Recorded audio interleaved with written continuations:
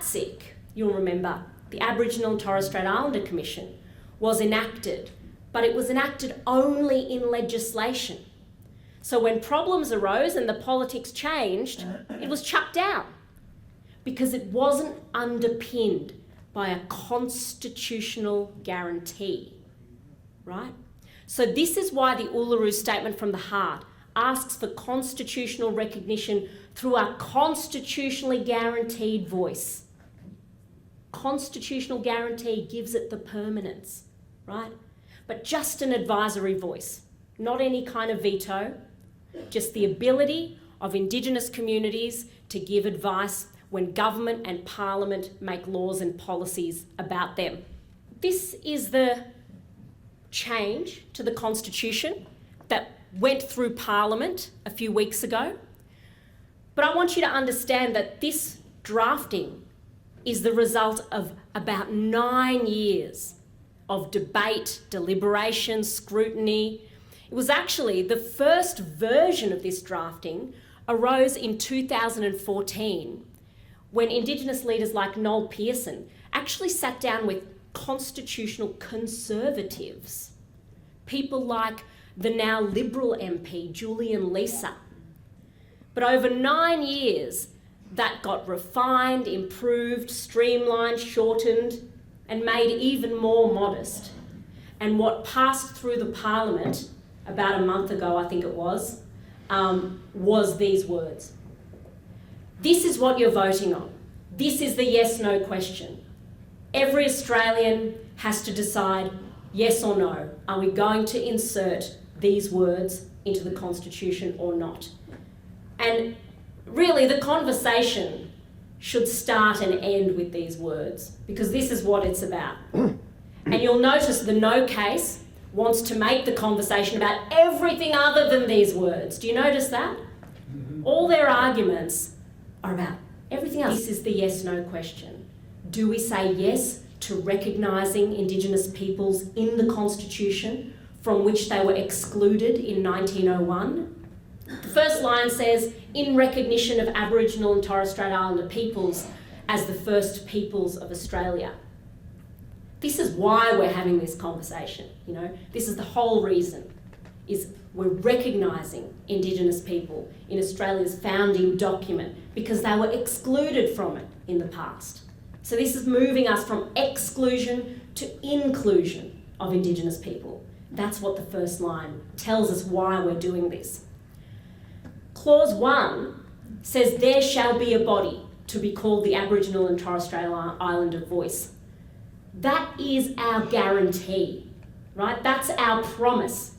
So if we vote yes, we as Australians will be making a promise that there will always be a voice, that Indigenous people will always be heard when Parliament and government make laws and policies about them. So there shall be a body. That's our promise, that this body will be enduring. Clause 2 tells us what the job of this body is. It says the Aboriginal and Torres Strait Islander Voice may make representations to the Parliament and the Executive Government of the Commonwealth on matters relating to Aboriginal and Torres Strait Islander peoples. That's the job of the voice. It may make representations. That just means can give advice.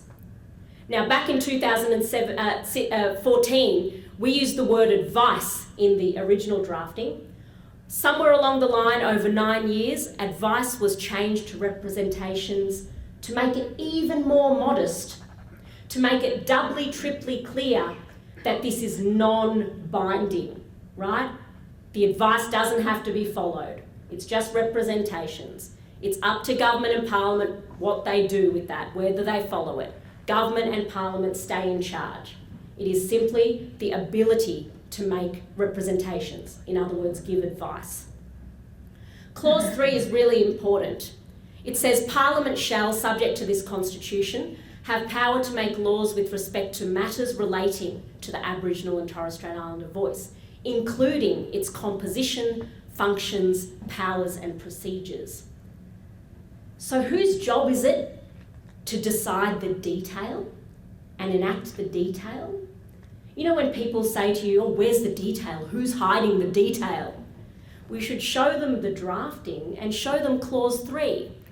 Because whose job is it to create the detail? It's Parliament's job. Parliament's job is to create the detail of how this body will be composed, how it will function, its procedures, etc. So if we vote yes, that will be Parliament's job. And no, it's not Albanese's job. It's not the government's job even. The Independents, the Greens, the Teals, One Nation, they will all get a say. If we vote yes, they will all get a say in what the voice looks like. That's why the detail is in the legislation, because the detail of institutions needs to evolve and change over time, right? What we're voting on is the principle. The principle belongs in the Constitution.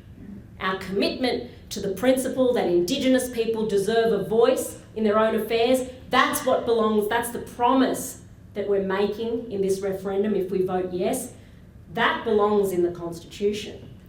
And that makes sense to me as a constitutional lawyer, because that's our highest legal rule book. It is a place of high level principle. What the Constitution doesn't do is spell out lots and lots of details, because you don't want those details to be locked in forever. The details of institutions need to evolve, right? So this is the yes or no question. Will we say yes to finally recognising Indigenous people in the Constitution from which they were excluded in 1901 by giving them a voice, by inserting these words? In my view, this is an exceptionally modest change to the Constitution. It's a change that was devised by Indigenous people in collaboration with constitutional conservatives. So this is not a left or right issue. This is not Labor or Liberal issue. This is actually an issue that transcends political divides. This is about right and wrong. And when you think about the history that I talked about just before, you know, the fact that Indigenous people were excluded, have been discriminated against, not to mention the violence. And yet, after all that, they're coming to us, non-Indigenous people, with hands outstretched. What an extraordinarily modest and generous offer. We have about 5 weeks to go, I think, and that's 5 weeks to show everybody that you know in Bathurst and beyond, everybody, these words. Because this is what every single Australian has to decide. And we've got 5 weeks to talk to every single undecided person and explain to them the modesty and generosity of this proposal. We will not get this opportunity again, ever. So let us do everything we can to ensure that Australia makes the right decision on the 14th of October. Thank you.